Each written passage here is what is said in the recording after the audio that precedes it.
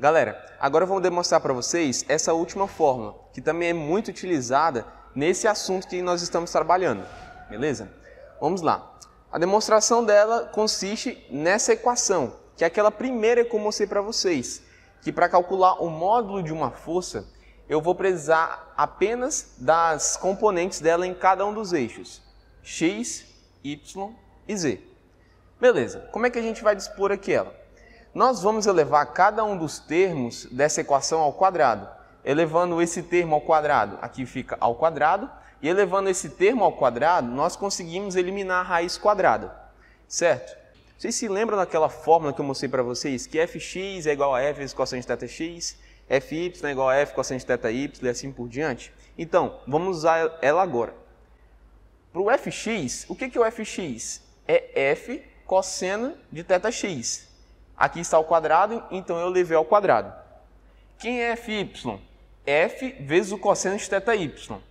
Aqui está o quadrado, então também eu levei aqui essa parcela ao quadrado. Quem é fz? F vezes cosseno de θz. Novamente, aqui está o quadrado, então eu elevei esse termo ao quadrado. Beleza? Agora eu desenvolvi cada uma dessas minhas potências. Esse quadrado, ele vem... aplica a propriedade distributiva. Ele vem aqui tanto para o f, tanto para o cosseno. Aqui, repete-se a mesma coisa. Então, dessa equação vai ficar como? F ao quadrado vezes cosseno ao quadrado de θx, mais f ao quadrado vezes o cosseno ao quadrado de θy, mais f ao quadrado vezes o cosseno ao quadrado de θz. Agora, outro detalhe, gente. Percebe-se que o f ao quadrado repete-se em todos esses termos. Então, eu posso colocar ele em evidência. Colocando ele em evidência, eu vou resultar nessa outra equação. Agora, já que aqui é uma multiplicação, eu posso passar o f ao quadrado dividindo o f ao quadrado. F ao quadrado dividido por f ao quadrado é 1. Portanto, cosseno ao quadrado de θx mais cosseno ao quadrado de θy mais cosseno ao quadrado de θz é igual a 1. Beleza, gente? Agora eu vou mostrar para vocês aqui um exemplo resolvido para vocês acompanharem como é que é o passo a passo de como se resolve uma questão envolvendo esse assunto. Beleza? Então, bora aqui. Exemplo número 1. Um cabo de sustentação de uma torre está ancorado por meio de um parafuso em A. A tração no cabo é 2.500 newtons. Determine, letra A, as componentes Fx, Fy e Fz da força que atua no parafuso. E letra B, os ângulos θx, θy e θz que definem a direção da força. Beleza. Aqui, gente, ele nos forneceu a figura da questão. E deu uma torre que está aqui disposta nos eixos Z, X e Y. E ela está ancorada aqui num ponto A, tá? Sendo que o ponto B dela está preso ao ponto A, tá certo? É o seguinte, gente, qual é a pergunta que ele faz na letra A? Determine as componentes Fx, Fy e Fz da força que atua no parafuso. Então, como é que nós temos que raciocinar? Temos aqui a torre. Vocês percebem que ela tende a tombar para esse lado? Se ela tende a tombar para cá, ela tende a arrancar o parafuso em A. Portanto, ela aplica uma certa força aqui, ó, com esse sentido, no parafuso A, tentando arrancá-lo. Beleza?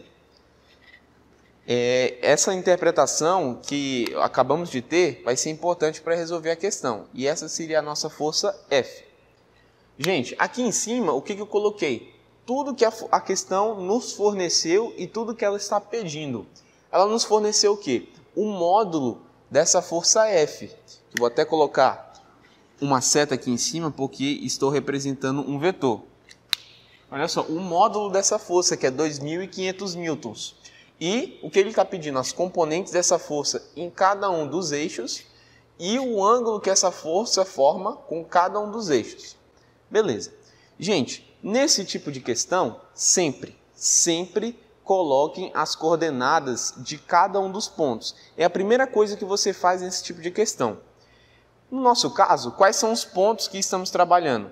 O ponto A e o ponto B.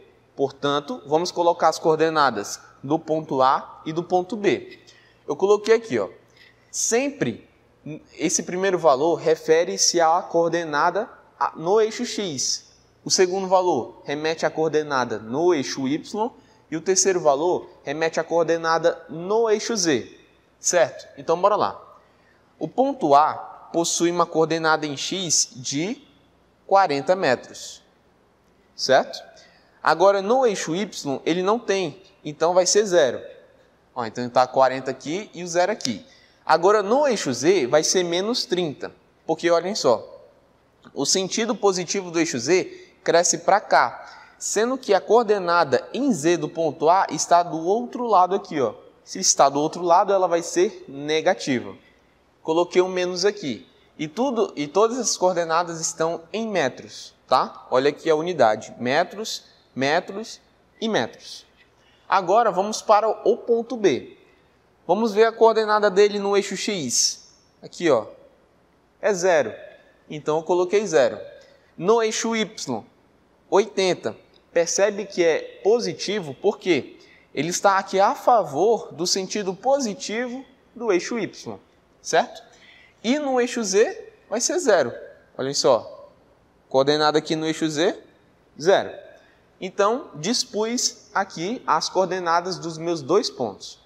Agora, qual é o nosso primeiro objetivo? Determinar as componentes Fx, Fy e Fz dessa nossa força aqui. Beleza? Então, de qual fórmula vamos partir? Nessa fórmula aqui, ó, que eu já tinha apresentado para vocês, que a minha força F ela é igual ao módulo da força F vezes o vetor unitário lambda, tá? Só que é o seguinte, gente, olha, a questão nos forneceu o módulo dessa força, que é o quê? 2.500 newtons. Beleza, é só substituir aqui na equação. Só que tem um detalhe, ela não nos forneceu o vetor unitário lambda que está sobre essa reta aqui, ó, sobre essa reta que contém o vetor F. Então, como é que vamos descobrir esse vetor lambda? Vamos descobrir ele a partir de um artifício, que é qual? O vetor posição. Nesse caso, vai ser o vetor posição do ponto B em relação ao ponto A. Tá certo? Por que nós podemos fazer isso, gente? Porque olha só, esse vetor posição, ele vai estar na mesma reta que também está o vetor F. Se eles estão na mesma reta, eles vão ter o mesmo vetor unitário lambda, que vai ser esse daqui, ó. Vetor unitário lambda. Que a partir dele é possível descobrir o vetor F. Tá certo? Temos essa fórmula aqui, que é o quê? É o vetor posição do ponto B em relação ao ponto A, que eu denominei AB. E o vetor AB é igual ao módulo do vetor AB vezes o vetor lambda. Qual vai ser as componentes do vetor AB? Seguinte, vai ser o quê? As coordenadas do ponto final menos o ponto inicial. Tá certo? Quais são as coordenadas do ponto final? XB, YB e ZB. E eu vou subtrair das coordenadas do ponto inicial. XA, YA e ZA. Beleza? Quem é o XB? Aqui, ó, a coordenada X do ponto B, 0. A coordenada Y do ponto B, 80. E a coordenada Z do ponto B é 0. O menos se repete aqui em cada um dos termos. Quem é a coordenada X do ponto A? 40. Quem é a coordenada Y do ponto A? 0. Está aqui. E quem é a coordenada Z do ponto A? Menos 30. Então, olha só, muita atenção. Coloquei o parênteses, menos 30, porque vai ter aqui um jogo de sinal. Então, aqui vai ficar menos 40, 80 e 30. Todas essas unidades vão estar em metros. Portanto, as componentes do nosso vetor AB vai ser o quê? Menos 40i mais 80j mais 30k. Perceba que eu coloquei aqui i, porque essa minha componente vai estar sobre o eixo x. Aqui eu coloquei j, porque essa componente vai estar sobre o eixo y. E aqui eu coloquei K, porque essa componente aqui vai estar sobre o eixo Z. Beleza. Descobrimos esse termo. Falta agora apenas descobrir esse termo para finalmente descobrirmos o vetor unitário lambda. Esse termo aqui, gente, vamos descobrir ele a partir dessa fórmula que eu já tinha apresentado para vocês. Para conseguir achar o módulo de um vetor, eu preciso basicamente das suas componentes em cada um dos eixos. Nesse caso, o módulo do vetor AB é igual à raiz quadrada das suas componentes. Qual é a componente dele em x? Menos 40. Então, menos 40 ao quadrado. Qual é a sua componente em y? 80. Então, 80 ao quadrado. Qual é a sua componente em z? 30. Então, vai ficar 30 ao quadrado. Resolvendo essa expressão e extraindo a raiz quadrada, vamos descobrir que o módulo do vetor AB é igual a 94,339 metros. Olha, bacana! Descobrimos já esse fator e descobrimos esse fator. Então, somos possivelmente capazes de calcular o vetor lambda, que é o próximo passo. Eu repeti essa fórmula aqui em cima. Já que aqui é uma multiplicação, eu posso passar o módulo do vetor AB para cá, por outro termo, dividindo. Então, vai ficar assim. Quem é o vetor AB? É toda essa expressão aqui, ó. Eu fui e substituí lá. E quem é o módulo do vetor AB? É esse valor aqui que acabamos de descobrir. Então, substituí ele aqui. Agora, percebemos que temos uma divisão de uma expressão numérica aqui em cima. E como é que eu tenho que resolver ela? Dividindo esse fator por esse fator por esse e esse fator por esse. E vamos chegar no resultado de lambda igual a esse daqui. Então, as componentes do vetor lambda em relação ao eixo x é essa, em relação ao eixo y é essa e em relação ao eixo z é essa. Um detalhe, gente. A componente aqui dele no eixo x é negativa. Isso nos indica que essa componente, a componente em x, está orientada da direita para a esquerda. Ou seja, está contrária ao sentido positivo do eixo x. Galera, agora voltando aqui com a resolução da questão, eu reescrevi aquela fórmula inicial, beleza? E o que a questão não tinha nos dado? Ele nos deu o módulo do vetor F, que é o quê? 2.500 newtons. E conseguimos achar, anteriormente, os valores do vetor lambda, o vetor unitário lambda, que é dado por essa expressão aqui. Então, como é que eu vou desenvolver essa operação? Aplicar a propriedade distributiva. Fazer 2.500 vezes isso, 2.500 vezes isso e 2.500 vezes isso. Fazendo essa operação, vamos chegar no resultado de menos 1.060i mais 2.120j mais 795k. E o que isso significa? Isso daqui é a componente em x da nossa força F. Esse termo é a componente em y, a nossa força F. E esse termo é a componente em z, a nossa força F. Então, está aqui. Eu coloquei os valores dela.